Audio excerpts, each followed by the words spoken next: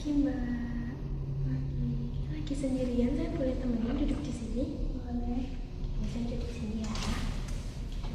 Mbak, perkenalkan saya perawat Arlin, biasa dipanggil Arlin. Kalau Mbaknya? Indah. Indah. Oke, dari kejauhan tadi saya lihat Mbak itu duduk sendirian, begitu dan sedang bangun. Tuh.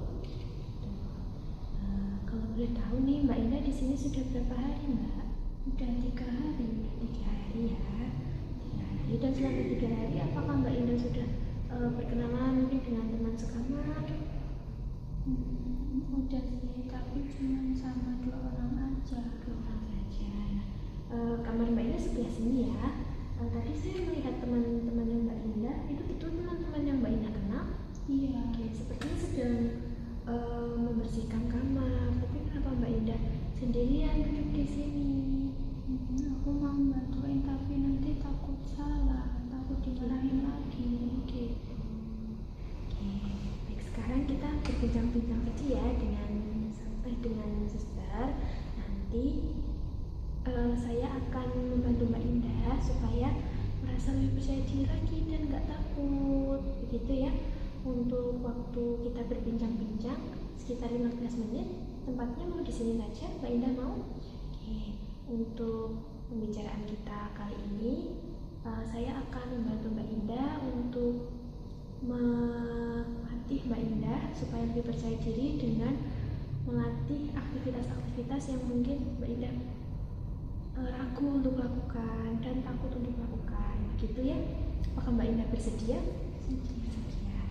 Nah, sebelum Mbak Indah datang ke sini, di rumah Mbak Indah biasanya melakukan aktivitas seperti apa? Dan aktivitas yang Mbak Indah lakukan itu apa saja? Biasanya sih suka bersih-bersih meja kalau habis belajar atau habis ngapain gitu. Suka bersih-bersih, misalnya bersihkan jendela, bersihkan kamar mandi gitu. Tapi ada aja salahnya gitu. Terus jadinya Mbak Indah sedih ya, nggak bersemangat untuk melakukan aktivitas tersebut. Nah, kalau selama di sini nih Mbak Indah sudah melakukan aktivitas apa saja? Nggak ngapa-ngapain. Berarti hanya duduk merenung seperti ini.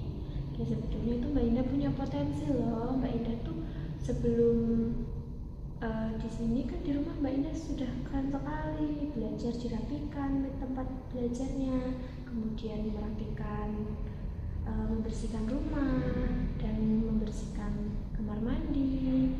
Gitu, Mbak Indah itu sudah keren sekali.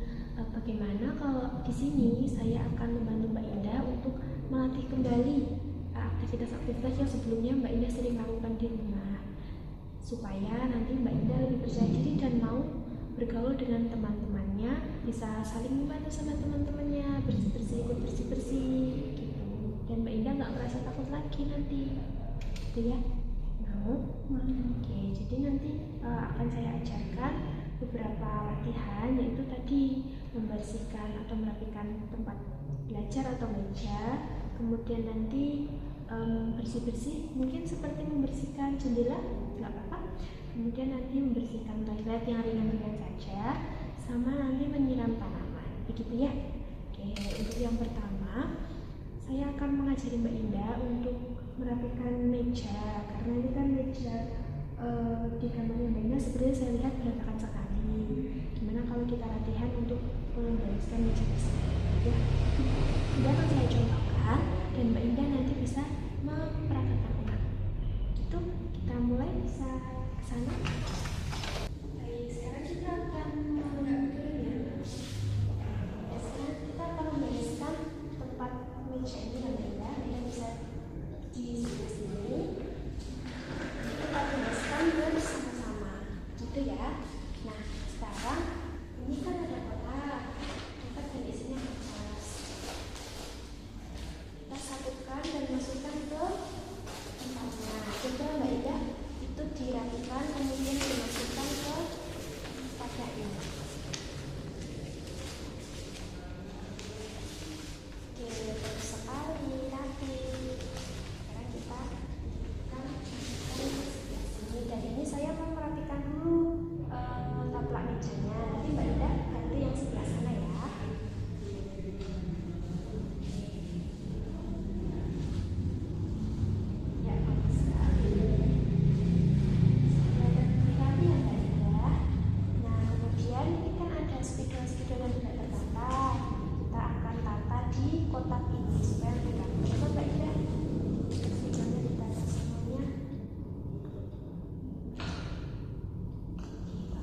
sekali.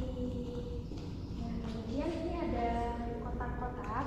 Ini kita juga rapikan, kita susun yang bagus di kotak besar. Ya, bagus sekali. Ini juga ditata. Ini bisa rapikan di sana. Ya, bagus sekali Mbak Indah. Nah, sekarang Mbak Indah mau diletakkan di sebelah mana ini kotaknya? Sebelah sini atau sebelah sana? Di sini.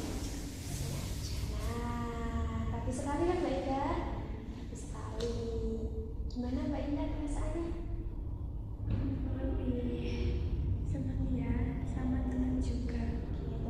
Ternyata Mbak Indah tuh bisa loh untuk merapikan meja sampai seperti ini. Sekarang kita duduk lagi di sana ya. Tadi kan Mbak Indah sudah merapikan meja nih. Tadi meja juga sudah sangat rapi. Sekarang Mbak Indah harus lebih percaya diri, kan sudah saya ajarkan. Dan saya percaya kok Mbak Indah pasti bisa untuk membersihkan atau merapikan tempat belajar atau meja tadi.